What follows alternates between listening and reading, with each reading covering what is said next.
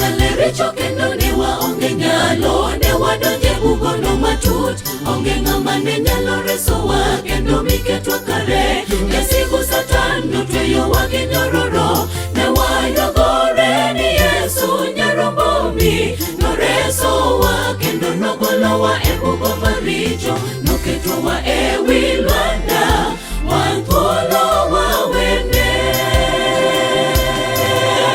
Ne walale richo kendo ne waonge nyalo, ne wadonje bugono matut, onge ng'ama ne nyalo resowa kendo miketwa kare. Ne sigu Satan notweyowa gi nyororo, ne wayogore ni Yesu nyarombo mi noresowa kendo nogolowa e bugo maricho, noketowa e wi lwanda wan thuolo wawene. Onge ng'ato moro mipimo gi Yesu jadolo maduong', ene manoresowa e richo, noywayowa chon gi tol herane, mokelowa bute wan thuolo ni wan nyithinde kendo. Onge ng'ato moro mipimo gi Yesu jadolo maduong', ene manoresowa e richo, noywayowa chon gi tol herane, mokelowa bute wan thuolo ni wan nyithinde kendo.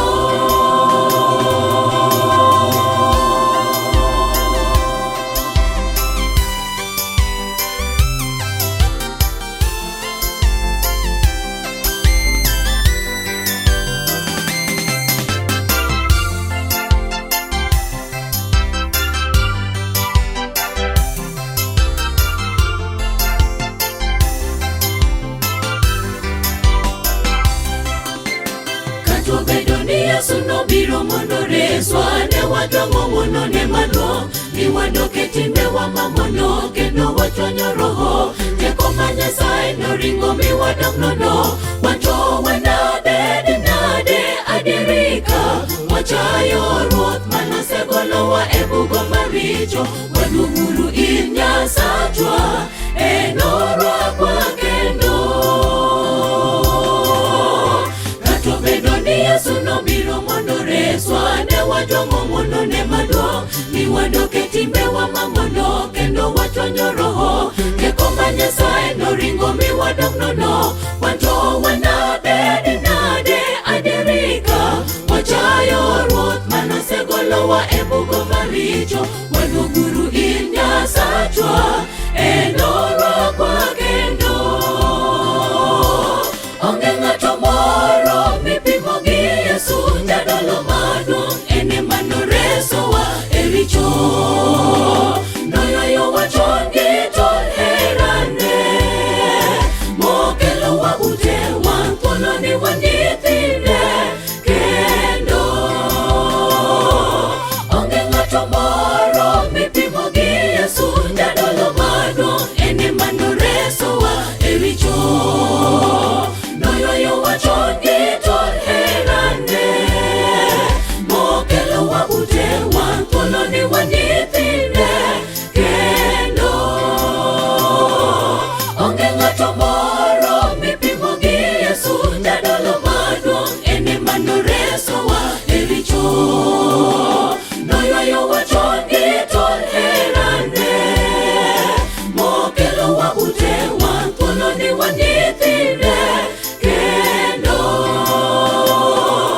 Onge ng'ato moro mipimo gi Yesu jadolo maduong', ene manoresowa e richo, noywayowa chon gi tol herane, mokelowa bute wan thuolo ni wan nyithinde kendo.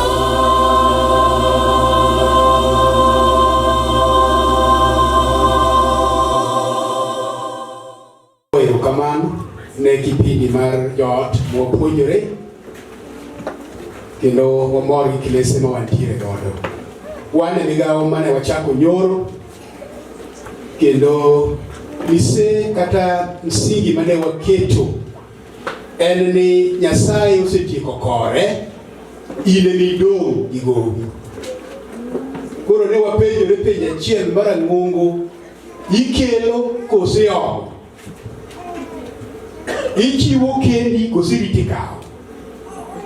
Ne wagik ka wawacho niya, an akelo karito, haleluya. Inyalo ome marach. Kendo ne wawacho ni kicheni ne Nyasaye oyie mondo otimre nikech in ema igwedhi e higani. Koro kik ibadhri, jomoko nitie tijgi tek. Mago omiyo Nyasaye Paulo ndiko e buk mar Jo-Korintho, som iwinji. Jomoko nitie ma gwethne tek, ma kaka timbruok kode onge. Biblia wacho niya, mokwongo sura 4:20-21 som. Jasomo jaonge. Owacho niya? Yes. Ariyo wacho ni nikech Lord Nyasaye ok obedo kuom wach, obedo kuom wach, obedo kuom teko. Obedo kuom teko. Ere gima udwaro? Ere gima udwaro jomidoti? Udwaro ni abinu gi luth? Udwaro luth? Koso abinu gi hera kod chuny mamor? Ne werito luth mondo kawgo kel kendi. Jomidoti udwaro ang'o? Iyiero, joma ne wacho ni iyiero gimidwaro. Ikelo koso irito luth. Wach Nyasaye ok obedo gi wach kende, teko be nyaka tiye matin. Koro ema ne wapenjore nyoro niya, akel koso kawo? E gikone ne wawinjore ni wakelo gige Nyasaye. Nikech Nyasaye osetieko migape, wan ema wadong' gi migawo mar Nyasaye. Igombo ni wawinj wach moro jumani ni thuon wach mar Steve wasewacho ni abiro dhi mondo ares ngimana. Omiwa sigana kuom jatich Nyasaye miluongo ni Joseph. An adhi mondo ares ngimana. Joseph wang'eyo sigande e od wuon-gi kaka obiro wetene mouse. Wachak waneno sigande e piny mar Misri od Farao. Kendo migawo migombo biro nyiswa ni Joseph en achiel kuom nyithi Nyasaye mano chiwore chuth kochiwo ngimagi ne tiyo ne Nyasaye. Wang'e wach moro mondo kelnwa mber mondo wuoyi kawuono e buk mar chakruok. Nyasaye penjo Farao nopenjo wach achiel magombo ni wapenjo giabo sani gi jomidoti. Chakruok sura 41 e wesne mar 38 biro misowa misingi ma onego wabedgo, ma wach maduong' en ni Joseph kaka bad yath manyago olemo, bad yath ma gimoro ni e iye. Ne wasenwang'o ni kokalo kuom ngima Joseph moyiengore kuom Nyasaye, otenore gi Nyasache, kamoro amora ma Joseph dhiye to Nyasaye telone, oyudo olemo makelo geno. Kendo otho to Nyasaye ting'e malo. Wanene kar jela, wanene kar chi Potifa, wanene kuonde opogore opogore ka Joseph okadho nikech en gi Nyasaye. Omiyo kidhi gi Nyasaye tireso ngimani. Ka ok idhi ngimani olali. Somane. Biblia wacho niya. Biblia wacho niya. Kendo Farao nowacho ni jotichne niya. Farao nowacho ni jotichne niya. Inyalo nwang'o ng'ato ma kama koso? Be unyalo nwang'o ng'ato ma kama koso? Ng'ato ma much Nyasaye ni kuome. Ng'ato ma much Nyasaye ni kuome. Waweya. Bende inyalo nwang' ei midoti ka, e kiche mar midoti ni, ng'at ma much Nyasaye ni kuome, minyalo yudo olemo mag Nyasaye kuome. Koro thuon wacho niya, gol gige Nyasaye oko kuomi, biro rakore gi masira. Be inyalo yud ng'at midoti ka ma much Nyasaye ni kuome kaka Joseph, molemo mare inyalo pon, gik ma otimo inyalo ne, ngima ma odago nyalo lombo ji kokalo kuom much Nyasaye. Gige Nyasaye gol oko kuomi kapok iromo gi masira. Wang'e ane lweny ma omako nyithi Israel e ndalo mar Samuel. Ka wang'iyo buk mar Samuel mokwongo sura 7 mochak gi wesa 7. Ang'o mane Nyasaye otimo ne nyithind Israel ka gigiki okang' matek ma piny odinore kaka ginyalo timo onge. Biblos wacho niya, ji mang'eny kiondko mar mirima gi lweny mane gineno nobwogogi. Ji mang'eny chunygi noa nikech luoro mane giromogo. Be wanyalo yudoe jal moro mane gi much Nyasaye kaka Joseph, jal moro mane gi much Nyasaye kaka Samuel, mago gik matek to ng'ado rieko minyalo tim mondo ngima Nyasaye obedi, mondo ngima Nyasaye nyal resi. Biblos wacho niya, kendo ka jo-Filistia nowinjo kaka nyithind Israel nosechokore kanyakla achiel e Mizpa, ka jo-Filistia owinjo nyithind Israel kochokore dwa nomonjgi, ruodhi mag jo-Filistia noidho kedo gi Israel. ruodhi mag jo-Filistia mondo ked gi jo-Israel. To ka nyithind Israel nowinjo, Yes. luoro nomakogi nikech jo-Filistia. Yes. Kendo nyithind Israel noluwo ni Samuel. Giluwo ni Samuel niya, Kik iwe mak iywaknwa ni Jehova Nyasachwa. ang'o mitimo osiepna, an akia gimitimo ka wecho gik ni matek. Sami winjo ka weche moko chopo mok inyal kendi, be ipenjo Nyasaye. Joseph kono ruoth niya, okono Farao, an ok abi duoki maber, to Nyasaye biro duoki maber. Omiyo nyithind Israel koneno ka lweny ogik kodgi matek, piny otamo wang'gi, giringo gidhi gikono Samuel ni kik iwe mondo ikwanwa Nyasaye mondo reswa lweny mapek mwaromo godo ni. Ang'o ma Samuel notimo? Kendo Samuel nokawo nyarombo madhoth. Samuel okawo nyarombo madhoth, Nochiwogo ni Jehova ka misango miwang'o. ochiwo ne Jehova ka misango miwang'o. Kendo Samuel noywak ni Jehova kuom Israel. Kata Samuel oywak kuom Israel, Kendo Jehova nodwoke. kendo Jehova nodwoke. Som. Kendo kapod Samuel timo misango, Sama ne Samuel pod timo misango ni Nyasaye, jo-Filistia nokayo ni Israel mar kedo kodgi. seche go jo-Filistia koro chopo machiegni ka gikedo gi jo-Israel. To Jehova nokelo mor polo maduong' Jehova nokelo mor polo maduong' kuom jo-Filistia kuom jo-Filistia mochandogi, mochandogi kendo nologi e nyim kendo Israel. nologi e nyim Nyasaye. Ang'o momiyo jo-Israel onwang'o loch madongo kuom jo-Filistia kogiknegi matek, ka weche opong'ogi malich kaka ginyalo timore onge? Samuel nobedo gi paro mar rieko. Emomiyo ndiko ne penjo niya, bende nitie ng'at moro kata achiel ma much Nyasaye pod ni kuome mong'eyo kaka ilamo Nyasaye? Samuel onwang'ore. Bende ni Samuel nonwang'ore e kind jo-Israel, nomiyo nyithind Israel manosebedo gi luoro mapek ochako bedo gi geno kendo. Bende ang' wayudie ng'at achiel sama piny odiyore matek ma ji chunygi omoko kaka nyalo timore mong'eyo kaka ilamo Nyasaye. Bende ang' wayudie kata ng'at achiel e Midotika, chalo ma much Nyasaye ni kuom. Samuel ong'eyo ni Nyasaye nyaka tim misango ma igolo godo midhieri ni to ji dong' ka ngima. Emomiyo thon wacho niya, ka ok idhi to ok ireso ngimani, ka ok ichiwo to ok ires ngimani. Samuel we chiwo ne Nyasaye misango, akia gima notimore. De Samuel chal koda, de Samuel chal kodi ma ok owinjo tiend chiwo ne Nyasaye misango. Ok ang'eyo kaka jo-Israel doresi e lwet jo-Filistia. Nyasaye wacho niya, yie mondo ine gik ma Nyasaye otimo e ngimani, mondo ipar kaka onego ilam Nyasaye.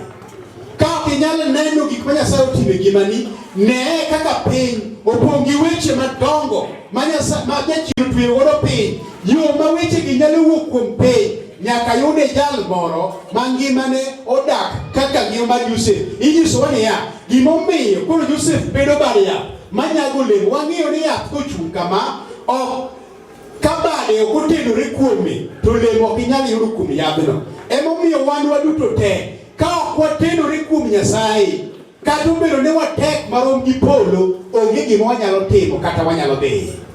Som kode buk mar Joshua. Nyasaye gombo ni wabed gi loch. Nyasaye gombo ni wabed gi teko. To ang'o momiyo onego wabed gi teko? Watenre kuom Nyasachwa, wachiwre mar tiyo ne Nyasachwa, watim gima Nyasaye dwaro mondo loch kaachiel gi teko Nyasaye onyal miyo. Joshua 7 wachaka negi wesa pargare wang'iane kaka teko kanisa ni usirumu.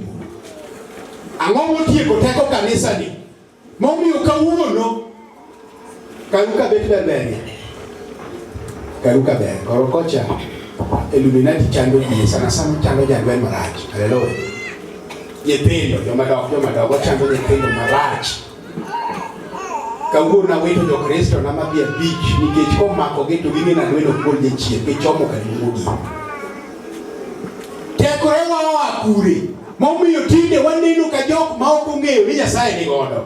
Teko kanisa ni kanye momiyo kata weche matindo manu nego Nyasaye lonwa kawuono wadawa teko orumo nikech watamore ni mut Nyasaye odakodo. Nikech watamore mar twiro gi Nyasaye kuom gik moko duto ma Nyasaye oketo e lwetwa.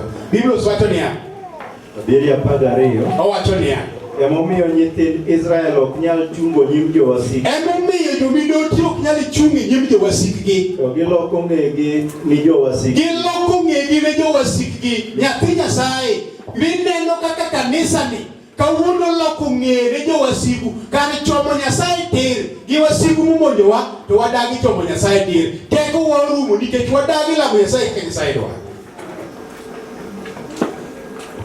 Anyicha higi moro moko ichokete yamo cheri romo kono. Awe wacho nikech somo tuka. Bineno ka teko ni mani itie mani lamo go Nyasaye kanisa ni nitie. Kosidong kaka inopoglo gimoduoro teko ni nyathi Nyasaye okitenori kuom Nyasaye mana kaka ya ka bali ya ka okitenori kuom ya to konyago ne. Jo Israel kuro digni nikech gidagi timo kuom Nyasaye dwaro. Owacho niya, isewe Podan kan. Somo. Nikech osekwedgi ok nabed kodu kendo ngang'. Nyasaye singo ni ok nabed kodu kendo ngang'. Ma utieko gimowalno mondo oa e kind. Ma utieko gimowalno mondo oa e iru. Somo. Amalo ipuodh ji. Amalo mondo ipuodh ji. Kendo iwach niya, puodhreuru niki. Puodhreuru niki. Ni wera kama e kaka Jehova Nyasach Israel owacho. Yes. Yaye Israel. Gimowal ni e kindu. Jomidoti gimowal mar Nyasaye ni e dieru ka. Ok unyal chungo nyim jowasiku. Ok ubichunge nyim koron. Nyaka ugol gimowalno oa e kindu. Topic wacho ni gol gige Nyasaye ok biro rado gi masira. Ok nusir jowasiku nikech utamoru chiwo ne Nyasaye gigene. Emomiyo kel chokruogni jomidoti ni igreuru ne bang' chokruogni ne gima kiny notimre kiny. Nyasaye ochano kelo mirima mager nikech wadagi chung' mar bedo jadiera gi Nyasaye. Koro yie mondo ichiwri mar golo gige Nyasaye mondo ibed gi teko. Teko waolal kure. Kawuono wadigni adiga jo Israel ma iwuoyo kuom gi nyiso niya kapok teko gi orumo to gikawo dala mar Jeriko. Nyithi Nyasaye onge gima tek mane loyo ka jo Israel ne kawo Jeriko. Gikawo gi teko mar Nyasaye. Kendo ikono niya onge Jeriko nochiel moinga mare madhi malo ne rom gi madhi kama. To ni mana nikech nyithind Nyasaye. Jo Nyasaye jachino loso silaha madongo nikech kanisa ni. Ok nikech kanisa ni kende, nikech ibedo jo adiera kuom chiwo achiel par. Emomiyo loso silaha madongo. Ang'o momiyo jo Israel oloyo Jeriko? Nikech ne giwinjo dwond Nyasaye. Ne gitwere kuom Nyasaye mana kaka bad yath otwere kuom yath to onyago olemo minyalo cham. To kolwar to teko ni bedo maonge. Emomiyo gisiem niya, chiwreuru ne gima kiny notimre kiny. Ugol gige Nyasaye oko mondo ubed gi teko mar siro wasiku. Ine yiero anyisi niya, bedo ni kata kiche kama nyumurumo koromo. Ka ok igolo gige Nyasaye tibiro ringo kama siro maki. Kendo ok nichung'. Ibiro dhi makati jakwath, ibiro dhi gotieno. Nyasaye nomiyowa teko mondo waloch kode. To watamore bedo gi teko nikech wakawo gige Nyasaye. Wajwango Nyasachwa. Tijiwo wane ya kaka Samuel, kaka Joseph nobedo jadiera e piny mar Misri kochiwore ne tiyo ne Nyasaye, okadho okenge madongo, ong'ado wach ni en obedo jadiera ne Nyasache. E gikone Nyasaye nolocho kode kendo nying Nyasaye nonwang'o duong' e gimoro amora mane Joseph timo. Ezekiel sura 4. Ezekiel sura 4:16 ga 17. Bang' kichene na nyisi weche ariyo. Bang' kichene Nyasaye okono Musa niya, jo-Israel nyaka ikre ne gima kiny notimre. Bang' kichene Nyasaye gombo neno niya, to bende waikore mar lamo Nyasaye ka wachiwone gik moko duto mane wasingore gi ma wang' waneno kaka osegwedhowa. Be waikore mar timo mano? To ka ok waikore, to waduto te wabiro digni ka joma ok ong'e Nyasaye. Wabiro ringo ka joma keny. Kawuono sikul fees kende iyudo ka ng'ato ologo loan mi bed raori mi chak iol loan nyaka mar chieng' michiwo nono. Haleluya. Ichule siling 20 kariyo ka ok ichulo 20 to chieng' michiwo nono. Bedo gi gowi nyaka mar chieng'. Tamori chiwo ne Nyasaye gigene. Pok ibedo gi gowi, ibiro bedo goni tinde en gowi nyaka mar si. Nyaka nyathi ma jakla saboro ni jogi okawo sip gowi nochulo 40 pile ka pile ne ka kirawo. E chieng' biro keti ne somba, ibiro digni ka janeko. Kendo yudo kanisa manonego bed gi teko, kanisa manonego bed gi mwandu, nyithi Nyasaye, jo-Israel ne gin jok ma ji oluoro, kendo kuonde ma ginitie ne nyalo siem, kendo gin ema ne ji go chon gi piny ka kwagi gik moko. Kawuono lokru uri nikech ji. Nikech ang'owa teko mane wan go Nyasaye ogolo nikech watamore gi Nyasaye. Omiyo teko waonge. Be kidwaro joma golo asoya kindiko ji polis moko gweng'a kocha ji madhi 4 pesa gi dolal kamien jaka nyiero nyowuoyo 3,300 odhi nono. Kendo duongi koselal jakwath bigi pasta ulemna siling 3,300 olal. Tipenji mi chung lemo ni gola di ni 200. Poko la. Bingo momo Nyasaye chiu teko ne jo-Israel. Bingo momo Nyasaye chiu teko mano chiwo ne nyithinde kane gichiwo ne mar tiyo ne Nyasaye. Kosi gogo ni teko ni orum ne ibiro puonjo nyathi gi pesa type mag Nyasaye e gikone ibiro ng'iewo tich gi type ne kwalo kote. Anyisi no. Ibiro ng'iewo, ibiro manyo tich igolo asoya ba de igolo to dhi nanon, igolo to dhi nanon. Gol gige Nyasaye kuomi oko, gigo dhinyi itimori na. Gol gige Nyasaye kuomi oko. Ang'eyo ni gona kwan jadolo indo gi ng'eny nyithindo roje fo mana ng'eyo gol gige Nyasaye oko kuomi. Biro bedo ga sa. Biblia wacho niya 4:16. Yes. Ma bende nowacho na niya. Wuod dhano. Ne. Anaketh gunde mag chiemo duto e Jerusalem. Abiro ketho gunde mag chiemo duto e Jerusalem. Kendo ginicham chiemo mopim gi ratil. Apenji ka wono gupime. Ni cham chiemo mopim gi ratil. Som. Ginikung gi. Kendo ginimodh pi mopim nigi. Ka wono wamodhe mesa kacha upime en nus lita. Ding'iewe. Ka giwuoro. Imodhe kiwuoro. Nikech watamore neno jadiera ne Nyasaye, omiyo nyaka pi ma Nyasaye ochiwo nono. Ing'iewo koso king'iewo? Dogirawo injere kechwako. Biro ng'iewo makati ne kabilemo kitiye. Dineno gimimo. Dineno gimimo lesebini. Ang'o ma Nyasaye wacho niya, ka watamore mondo wachiwre mar tiyo ne kawuono ji wuor. Sana mine wuor chwonigi sida. Chwonigi sida jodalawa. Chwo Nyasaye nogwedho. Kechulo kutedi. Chiene manok emi wuor. No, kupime. Kakoro noole kubachiel. Ing'eni kubachiel be kidhi rundo bigochu ka to chalo nus kube. Iki dwe tende na nyithindo ba uchiel. Dongangi tim na. Ote. Nikech ang'owa tekre mane jo Nyasaye ne go kawuono la ne som buk mar Ngeche som. Ngeche sura 13:3. Iwinji niya, kare wane mwakelo keche piny. Wane mwayie mondo gunde mag chiemo bed manok nikech watamore wakao gige Nyasaye wadagi chiwo ne Nyasaye.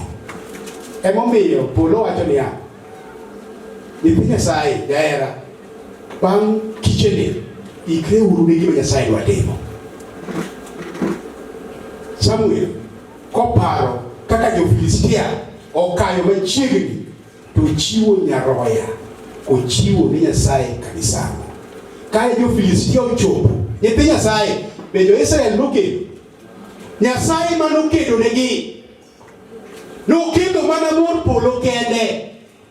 Kawuono joma noduolo korona manonyadwe nonge. Nyaka din mana jidin mamoko nego gigeno. Upuoro wiwa nyithi Nyasaye, teko Nyasaye oweu.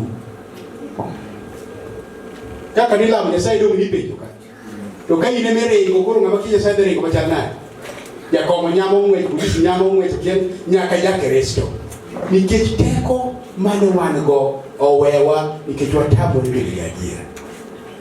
Bang' kichene, in emiyiero ni iringe wang' Nyasaye kosi chung' kaka jachir mondo iloch kode. Biblos wacho niya, Ngeche 13:23 owacho niya, cham mang'eny nitie puothe mag jomodhier. Cham mang'eny nitie puothe jomodhier. Kata to nowacho niya, unupim gunde mag chiemo kuwuoro kendo nokung gi. To Biblos wacho niya, cham mathoth nie puothe jomodhier. Nang'o som? To moko okethore nikech tim ma ok kare. Som loko manyien. Wacho niya, Yes. puothe jochan di nyak cham mathoth moromogi. Puothe jochan di nyak cham mathoth moromogi. Kata bed ni adiera ni. Kata bed ni adiera ni e piny. Nadhi e puothe jo-Kristo. Anige jo-Kristo magweng' ang'eyo makomala. Jokubari umiu. An pok aneno ng'ama okayo kume 20. Kata obed ma puodho pure tao tini ipuro gi lony. Jokubari mag tayo to kweuru. Inde godo nyinga. Umiwa keche piny. Sama piny notho, gweng'wa norochore, Nyasaye nong'uke kogolo mera piny ne dhi chiek osiepna. Jokube 20 noyudo asara. To joma ne chiwo piny romre negi ok chal. Ini komo gi yath, imiya yath mikomo go akakomo.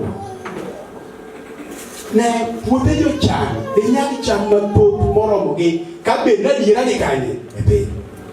Ukelo keche miechu nikech utamoru gige Nyasaye. Nyithi Nyasaye, an alemoni e jomani ichiw gige Nyasaye mondo ibed gi teko. Buk mar Zakaria. Buk mar Zakaria. Ine ne yier kama inyalo chung'.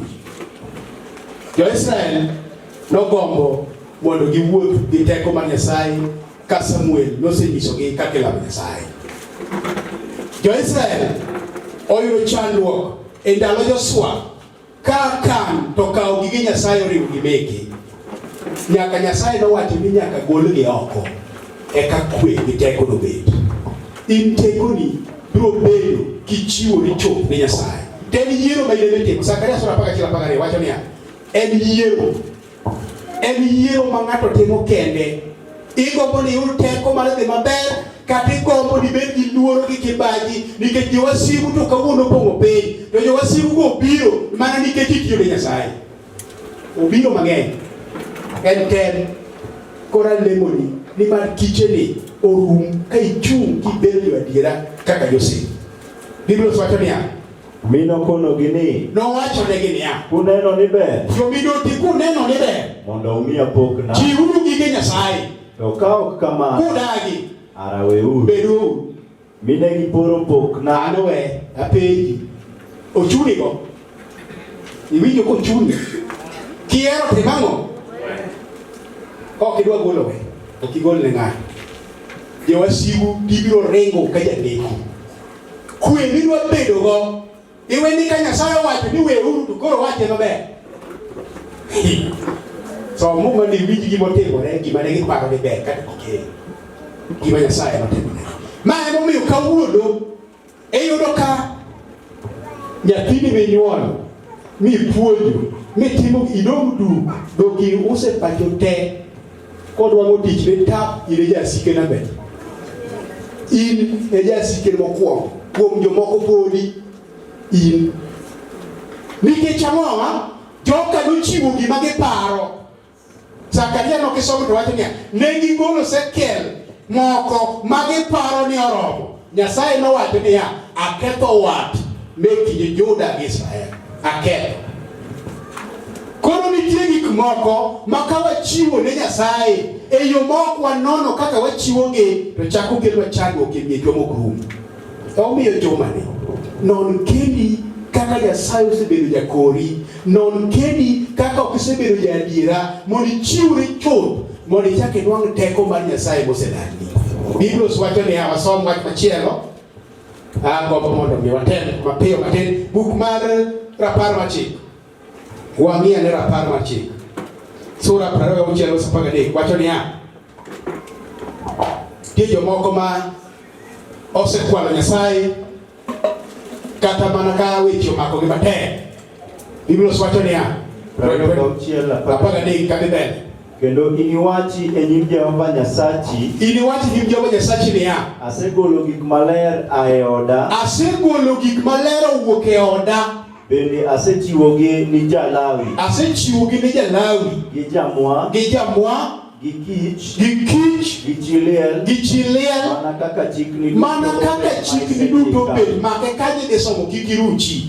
Ne jomoko igi kwar makata nyathi kich biro gi law moyieche kanisa to ene mokwongo puodhe. Jomoko be akia ka nichwe ing'e ya kata chieth lwamni pie mana nikech ionge to moko puodho. Asegolo gik mowal e oda kendo asekelogi ne Jolawi gi nyithi kiye kaachiel gi mod liete som.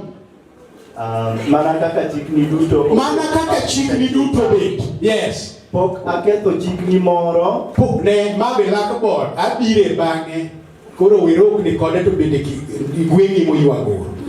Koro we ng'iye marach biro jawi chokruogni duong'. Haleluya. Ket pachi ka chak kumiagono.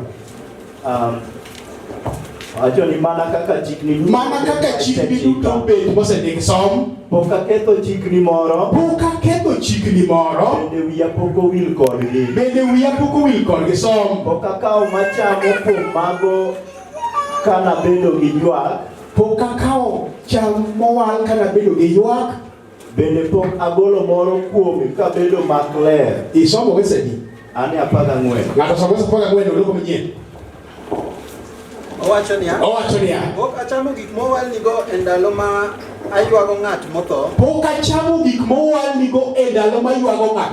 Kata gologi e oda ka agak.